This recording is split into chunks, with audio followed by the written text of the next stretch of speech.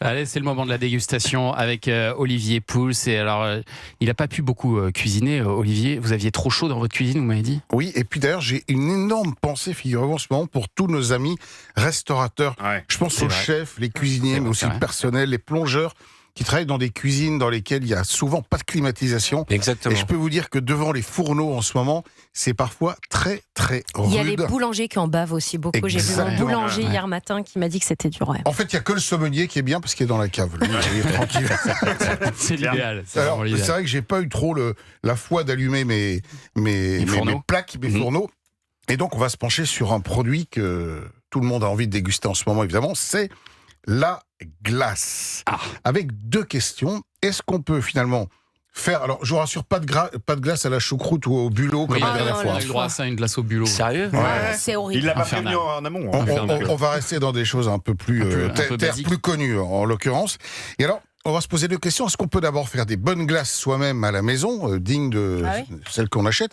Et quand on en achète, qu'est-ce qu'il faut regarder pour pas acheter des glaces trop mauvaises? Là, qu'est-ce que vous nous avez préparé là ? Alors là, je vous ai rien préparé, je voulais acheter justement. Ah d'accord. Parce qu'en réalité, on dirait une terrine de pâté, votre glace, le bocal. On n'a jamais vu c'est très beau, une glace là-dedans. Une vraie glace On dirait un artisanale caviar d'aubergine au chocolat.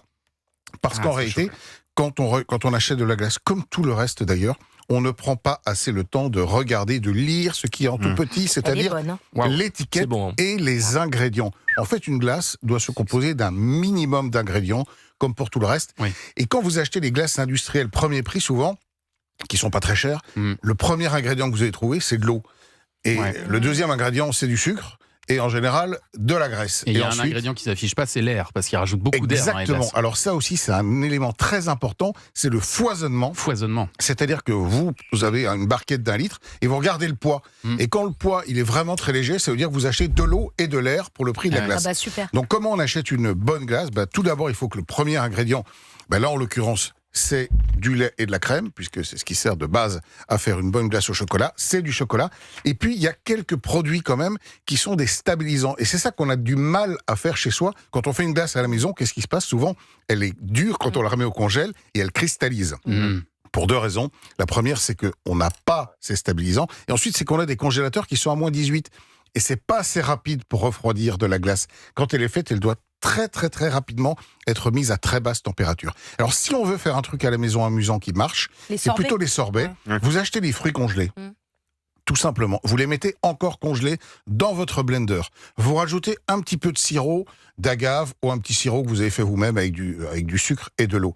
Vous pouvez rajouter une petite pointe de crème si ça vous amuse ou même pas. Pour faire crème glacée.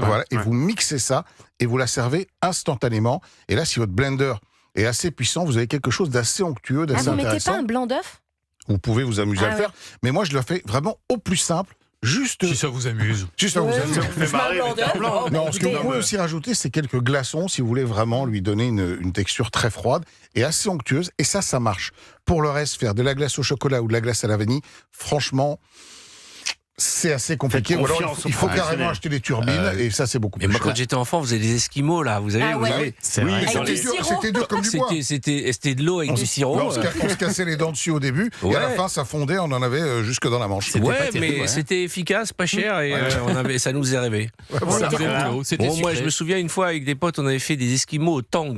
Le tang, voilà, ça c'était un produit extraordinaire. Purement chimique et c'était pas mal, c'était pas mal. Vous vous souvenez des trucs transparents qu'on mettait dans le congélo et tout. Cette chanson magnifique, les glaces à l'eau, on mangeait des glaces à l'eau.